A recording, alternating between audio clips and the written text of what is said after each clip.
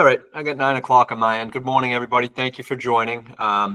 Just a reminder, a lot of people on this call, and we do record these, so if you could keep your microphones off, that'd be fantastic.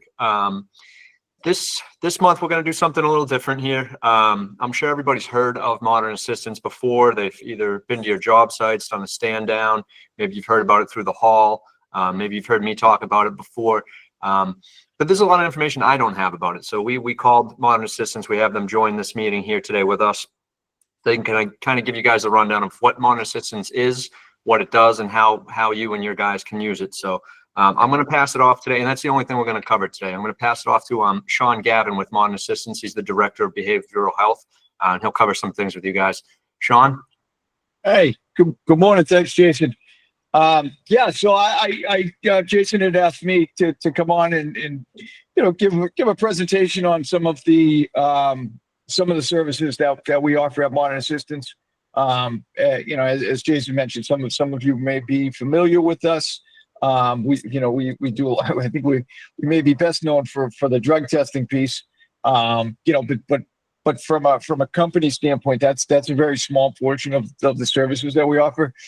We are contracted with 103 to do the testing, but we also work as the EAP for 103. And when I say EAP, again, we're really a lot more hands-on than your typical EAP services that are out there. We're really enmeshed, with 103 in the apprentice program, and all throughout that, we're constantly doing presentations, stand downs. So I just wanted to go over some of the services, and my understanding is that most of the people on the call are in supervisory positions or foreman positions. So again, I just want to go through some of the services that we offer, how we operate, our relationship with 103. And again, these may be services that you yourself might need, family member, or people that are working under you, right? People that are working under you, in a job, they might come to work and not looking so hot. So you may need to refer people to us that way. So again, so one of the things, or a couple of things that I think are important, that I always put out there when we're talking about our services, is that they are completely confidential.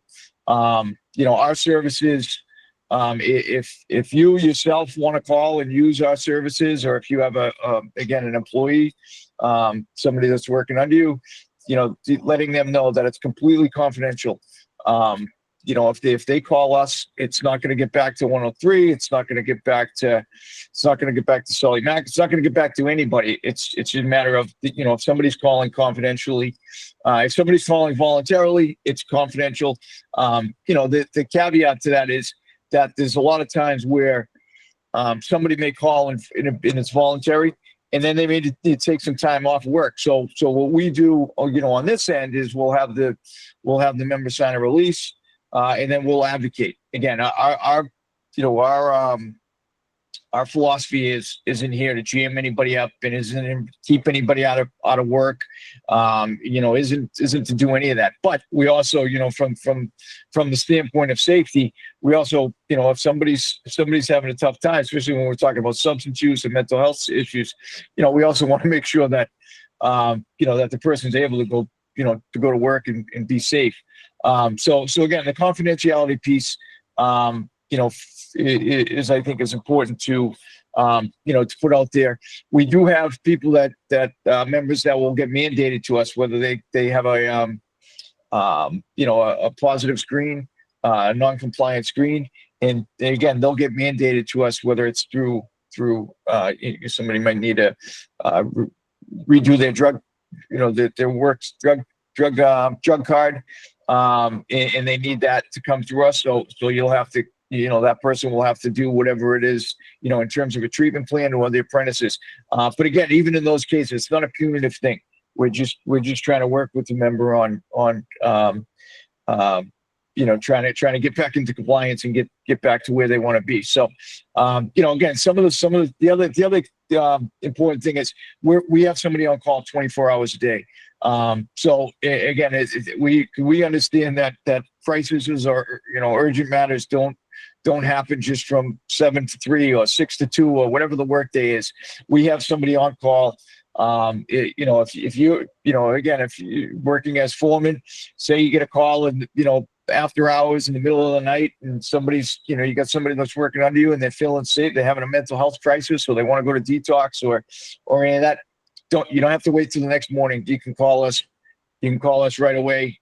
You're gonna get a clinician that's gonna be able to, more often than not, place somebody that night. Even in the middle of the night, we've been able to get people connected and get people safe and where they need to be. So those are the two. Again, kind of putting those things out there. 24 hours in the confidentiality piece. So some of the services that we offer in-house, we have a team. Our office is based out of Quincy, but we have a team of clinicians, mental health, substance use clinicians. We have clinicians that specialize in all different issues, that can come up with people. We have, couples, clinicians that will see couples counseling, substance use, mental health, anger management, gambling. Gambling seems to be a big one that's been coming up a lot lately. So services, again, we see it. We're seeing it more often. We have people that not necessarily don't have a mental health issue, no substance use, but yet, you get paid on Thursday and you're broke on Monday because because the Patriots stink, right? And so we have clinicians that can specialize in working with people, on those issues. We also have access to medication. People that need to get on medication. Again, we can help facilitate anything behavioral health wise. I always say, if we can't handle it in-house, we have connections, and we work with 103, but we also work with a number of different trade unions around the greater Boston area. Pretty much every trade union, in the greater Boston area, except for there's a couple that we don't work with. And the reason I say that isn't to kind of brag and say how big we are, but again, that gives us leverage to get appointments sooner rather than later. I don't know if anybody's tried to, go off and go see a psychiatrist, or even go see a therapist for that matter. A lot of times I hear stories of, you get put on a 6 to 8 month wait list, which is just, it's crazy, right? So, we have, we've been able to develop relationships with clinicians and providers, so that our members get seen immediately. We get seen, if somebody wants to see us for therapy, they're going to get an appointment. Again, I don't want to make promises that we can't make, but more often than not, we're going to get an appointment. Again, depending on schedule, we're going to get an appointment, by the end of the week. Now, if you call on a Thursday, you might have to wait till, next week, Monday, Tuesday, Wednesday. But again, we're going to meet that when somebody calls us for help. We're going to meet that with a sense of urgency. Right. We're going to meet that with a sense of urgency because we know how hard it is to call and ask for help. And again, that doesn't mean everything's a fire drill and everything's going to be, everything's an emergency, crisis. But again, we are going to meet this. We are going to meet these calls. Whether it's you call or you call for one of, somebody that's working under you, we're going to meet that with a sense of urgency. So again, those are some of the things that we offer in-house. We also offer groups. We have groups that run all throughout the day. We have groups that run from 9 to 1, and they work on an hour, every an hourly basis. We have a new group running that runs Monday through Friday. Also Monday through Thursday, we have a 4:30 and a 5:30. We have 4:30 and a 5:30 group. In the groups, I get asked a lot, what are the groups on? We have a curriculum that we run. So basically there's all different topics, that we cover, within these groups. Some of the, depending on who's facilitating the group, some of them may be on relationships. Some of them may be on anxiety. Some of them may be on substance use. Again, so we have a pretty good mix of different groups, in kind of what's being covered. So we also have anger management. specialize in anger management program, that we have a men's group and a women's group. So those are some of the, again, some of the specialty groups that we can accommodate people. Some of the other things that may be pertinent to what you guys, we do conflict resolution. I have that. I get calls from the apprentice director, Chris Sherlock, all the time, where two apprentices or two employees will be having there'll be conflict.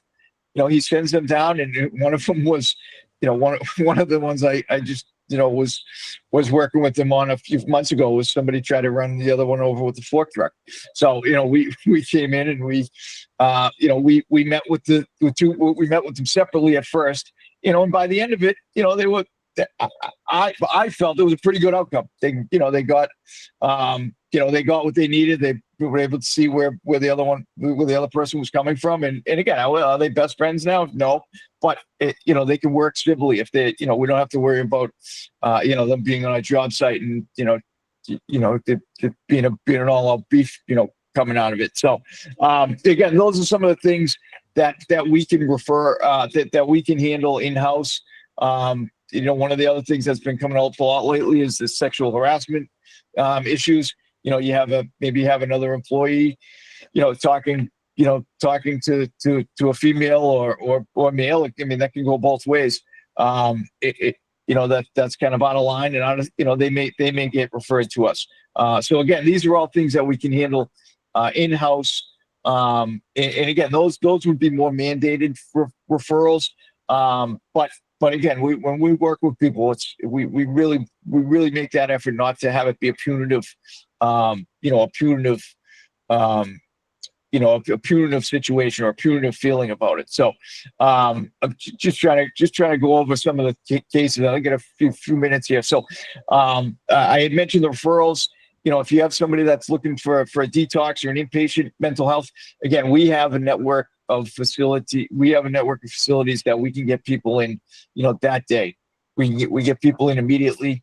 I get asked all the time, what if they're on the benefit or not? Again, if they're on the benefit, it makes it a lot easier. But if they're not, we also have other options. We can a lot of times because we represent so many people, we can a lot of times get scholarships and things like that. So again, who can access our services? Again, 103 members, definitely. Our philosophy is we don't turn anybody away, and I sincerely, this is sincere and genuine, because we do it on a daily basis. We have a lot of times 103 members that will call and they'll say, "Hey, I have a cousin that's not a 103 member. They're going through some things. Can you reach out to them and call them and talk to them?" As long as we have a phone number, again, you can call me directly. If you have a phone number, I'll reach out myself. I reach out to people all the time, and again, more often than not, those calls are met with appreciation. If you have a member that's working alongside you, right, and you feel like they're off, some people are comfortable with confrontation and just going up to people and saying, "Hey, how's it going?" Some people aren't, but I think if you get that feeling that somebody's off, give us a call. You can call us anonymously. You can leave your name. It really doesn't matter. As long as if you want us to give a call and check up on somebody. And like I said, those calls are more often than not met with appreciation. I say more often than not, because there are times where, told to go off myself and mind my business and I'm all set. I don't need any help. But again, more often than not, those calls are met with, appreciation, and somebody says, "Yeah, you know what? Glad somebody's looking out for me. I have been feeling down, and I just haven't been able to, call." So again, those are some of the things that we offer in-house. Again, this is for you, for your family members, for guys that are working under you. And again, I know I'm running up against the time. I could go on for another half an hour, but I'm going to leave my email and direct contact information with Jason. So if anybody has any questions or wants more specific situations, feel free. You can reach out, and I'll we'll handle the situation. We'll whatever it is that comes up. So with that, yeah, I'm looking at the time. So I don't want to keep anybody over. So. Thank you very much, Sean. A lot of information packed in there in a short amount of time. Much appreciated. So like Sean said, I'll pass out his information. If you guys have more questions, please reach out. We can get information out to you. We can try to get packets from Modern Assistance so you can pass that stuff along, and try to make your crews aware of Modern Assistance availability to them. I'm sure they've heard of it. I'm sure they know of it, but maybe at one of your morning huddles, just mention it again, and let them know that that's available for them. Thank you, everybody, for joining again. If you weren't, if any of your other foremen on your job sites weren't able to join, we will send this meeting out via email, or it'll be on Google. Next month's meeting will be on the 29th at 9 o'clock. Thank you very much, guys.